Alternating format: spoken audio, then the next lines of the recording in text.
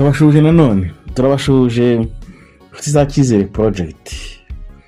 Murumva ni byiza mwarabikunze mugenda mutugaragariza ariko nyine Cyizere ni Cyizere nyine, hariho n'ububazo turabivuga cyane tavuga yewe ati Cyizere ni Cyizere nyine, ukumva ko ari ibintu byiza. Rero Icyizere ni cyiza, ariko kandi Cyizere kitari ishingiye ku magambo gusa, gishingiye ku bikorwa abantu bashobora gukora, gishingiye kuri sustainability system, kumenya abantu ni bava hano bakerekera hariya hazavamo iki, mbese ugasanga ni ibintu byiza. Rero ugasanga ni ibintu byiza abantu babyitayeho, byanze bikunze byabafasha kandi abantu bakaba babasha kugera ku ntego,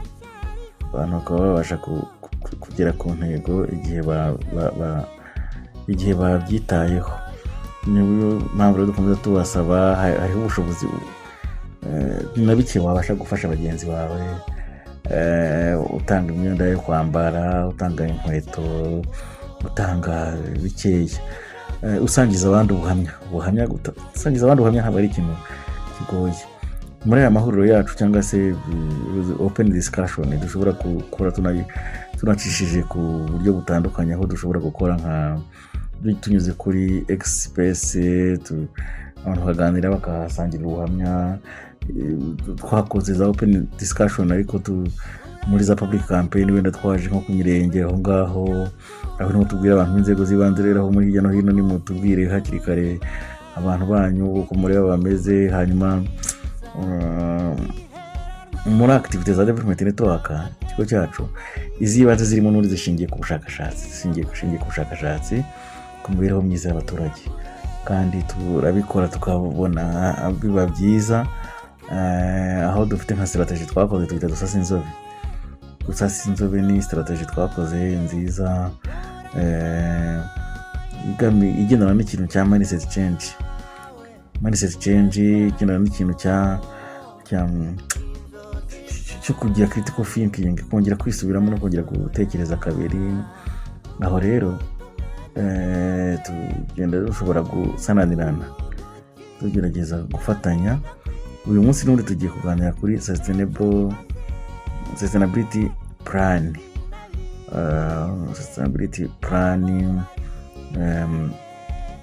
aho tugenda twunganirana tureba muri icyo gihe ni ibiki dushobora gukoramo, byafasha iki abantu, ese ko abantu bakora ikintu ari buryo uwo munsi bikarangira, ni gute hazavamo ikintu kinini. Inshuti za Cyizere rero muri iki kiganiro cyangwa episode tugiye kwiga ku buryo bwo gukomeza umushinga wacu kugira ngo Icyizere, impuhwe n'ubufasha dukora bitazigera bihagarara, kugira ngo ntibizigere bihagarara. Hariho n'aho bizagera dushyireho konte igenewe ibyo bikorwa, noneho abantu twatangiriyeho tugira ibyo dukorana bike babe bamenyerezwa kuzigama duke, bazigamye nabo bakaba bashobora kugenda bakatwigurizamo, bashobora gukoramo n'ibyo bimina. Mbese uyu mushinga ntabwo uzahagarara. Ubu ntabwo ari igihe cyo gufasha gusa umuntu ku giti cye, ahubwo ni igihe cyo kureba uburyo abantu ubwabo bazashobora gukomeza kwiteza imbere no gufasha abandi. Ibyo biri muri bimwe rero muri za gahunda zacu za 2026-2030. Muri iyi minota rero turebera hamwe uburyo bwo kuzigama no guteza imbere ubushobozi bwo kuvugana n'abaturage, no gushyiraho uburyo bworoheje bwo guhurira muri za serivisi zitandukanye ariko z'igihe kirekire. Twavuga ko nk'ubwa mbere uburyo bwo gukomeza umushinga bugomba gushingira ku kuzigama, kwiga kuzigama, kuvuga ijambo ryo kuzigama, gukora ibyo wakoze ntubirye byose. Ibi bisobanuye bivuze gutoza abantu kugira imyitwarire y'ubucungamari, yo gucunga imari, gukoresha neza ibyo bafite, yaba amafaranga, yaba ubumenyi n'igihe. Harimo no kumenya kwishoramo no kwiyongerera ubumenyi. Umutwe wakoreye amafaranga avuye mu ikoranabuhanga, gira andi mafaranga make nanone usigaza make ushore mu kongera bwa bumenyi. Bavanye amafaranga ubudozi, girayo, cyangwa ubwubatsi, cyangwa mu kindi, girayo utanga. Aho ni naho tugenda tunakingurira umuntu nyine uburyo bwo kumenya ahoroshye hamufasha kugira ubumenyi. Urumva aho rero tugomba tugenda tugirana amasezerano n'imikoranire n'abantu batandukanye, ibigo by'amashuri cyane cyane ay'imyuga, abantu bigisha imyuga, ibigo by'ubuhinzi n'ubworozi n'abandi. Uko niko dushimira cyane cyane nk'ikigo cy'ubuhinzi n'ubworozi RAB mu buryo kigenda kidufasha, hari naho gihugura abagenerwabikorwa bacu n'ubundi buryo butandukanye. Aha rero twavuga ko bivuze ko urugero nk'umubyeyi w'imfubyi cyangwa se umubyeyi ufite abana b'imfubyi ashobora guteganya kujya azigama amafaranga makeya. Nk'urubyiruko rufite ubumenyi mu buhinzi cyangwa ubukorikori rushobora gushyiraho amatsinda yo gufashanya, bakaba bashobora kujya bakusanya umusaruro bakawushyirira ku isoko rimwe. Iyo abantu bize uburyo bwo gucunga umutungo n'ubumenyi bwabo, ntibakomeza kuba abayoboke b'umushinga gusa, ahubwo baba abanyamuryango b'umushinga b'igihe kirekire. Babyumva byiza birimo, bashobora kuba abanyamuryango b'igihe kirekire, utangira ari abagenerwabikorwa b'umushinga, ariko buhoro buhoro bitewe no kugenda abantu barema sustainability system, ugasanga abantu babaye abanyamuryango b'igihe kirekire. Buri wese wumva afite igitekerezo cyangwa ubumenyi atekereza uko yashora muri ibyo ku buryo byamugirira akamaro igihe kirekire. Hari rero naho umuntu ashobora kureba tukibaza ubwo buryo burambye ngaho mu baturage kwishyira hamwe, aho umukuru w'umudugudu ashobora kujya atanga amasomo ku rubyiruko ku bijyanye n'ubuhinzi bugezweho cyangwa n'ubucuruzi bugezweho, niba ari uwo mu bice bicuruza, cyangwa se gutangiza inganda ntoya mu gihe abantu baba bishyize hamwe. Rero twese dufatanije, nta n'umwe uri wenyine, ubumwe bwacu nibwo butuma umushinga ubasha gukomeza. Buri muturage rero shaka uburyo bwo kuganira n'abandi, kwigira hamwe no gufatanya mu mishinga mito y'iterambere.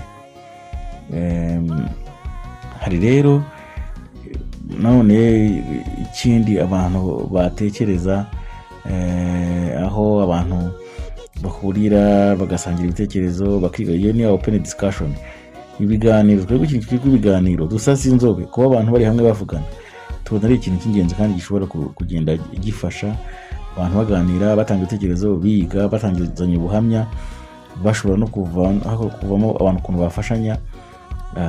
Biroroha mu gutuma abantu bashobora guhabwa serivisi, kuko uko abantu bagenda bamenya amakuru birafasha.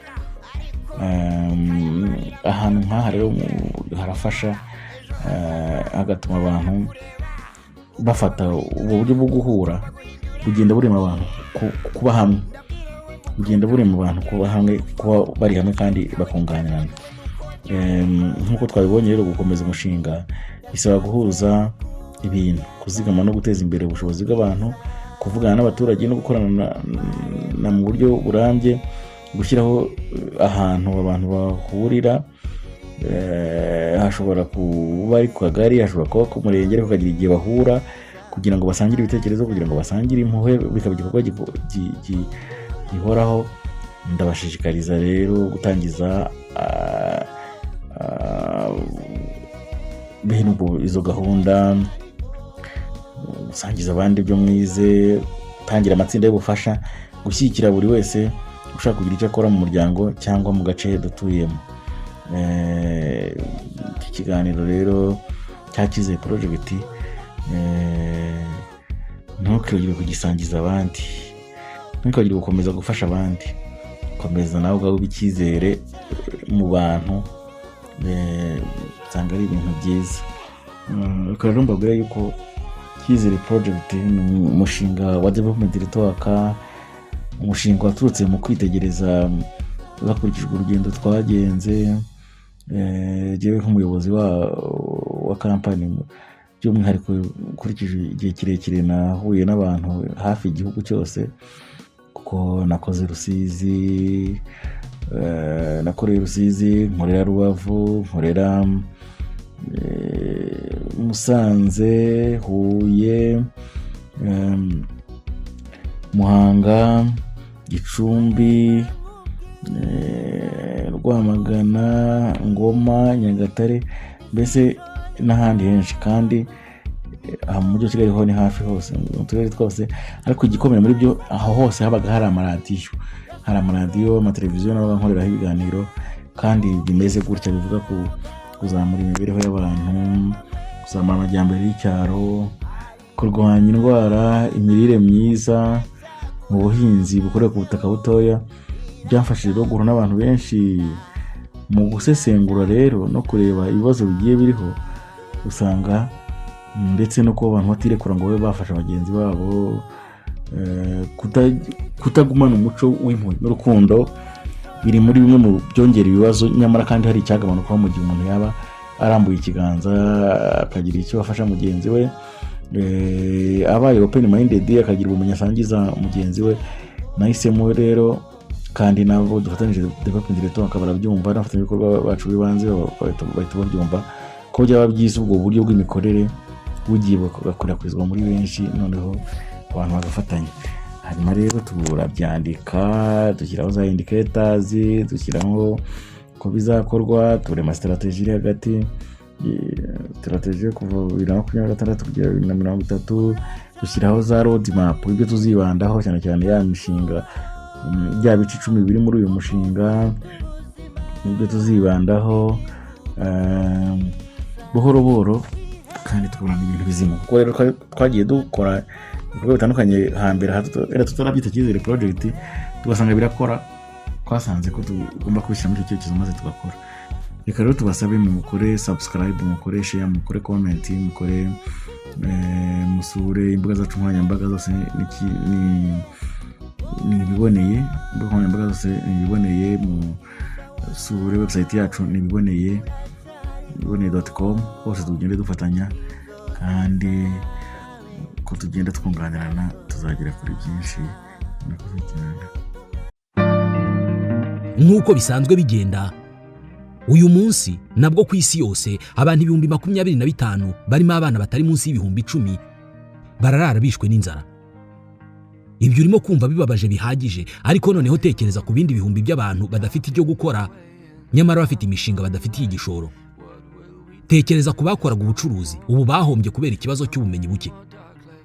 Tekereza ku bafite ubutunzi butagira ingano ariko baryamye mu bitaro kubera ubumenyi buke mu birebana n'imirire. Mu gihe urimo gutekereza ibyo byose, ariko unatekereze ku bandi bantu bafite ubumenyi buhagije ku ngingo zinyuranye, biyemeje guha ubwo bumenyi abari mu bibazo nk'ibyo. Utekereze ku bigo nka Development Network, ikigo cy'ubujyanama ku mishinga n'amahugurwa agamije kongera ubumenyi n'ubushobozi, Consultancy and Capacity Building Hub. Batanga inama zishobora guhindura buri rwego rw'ubuzima, guhindura imyumvire ku ngingo runaka, imirire, ubuhinzi burambye kandi bubyara inyungu, kurengera ibidukikije n'ibindi. Niba nawe wemera ko ibintu by'umwimerere cyane cyane mu mirire ari ingenzi, umwanya wawe uri muri Development Network. Nk'ubu kuri iyo ngingo muri Development Network bafite umushinga wo guhinga ibihumyo. Bagurisha imigina yabyo, kandi uwo babigurishije baramukurikirana kugera ko kumufasha mu gushaka amasoko. Bagurisha ingemwe z'ibiti by'imbuto ziribwa n'ibimera bihumura neza, kandi impuguke zabo ziragusura zigatunganya iwawe ku buryo bihatera mu buryo bw'imitako.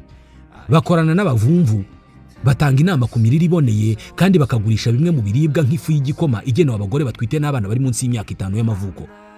Batanga amahugurwa n'ubujyanama mu gutegura imishinga no kuyiherekeza, cyane cyane y'ubuhinzi n'ubworozi. Development Network ikorera ku Gisozi haruguru y'urwibutso rwa Jenoside yakorewe Abatutsi, imbere y'agasoko ka Ruhango. Bahamagare kuri 07 88 66 0611. Aba nibo bazi cy'ubuzima bwiza.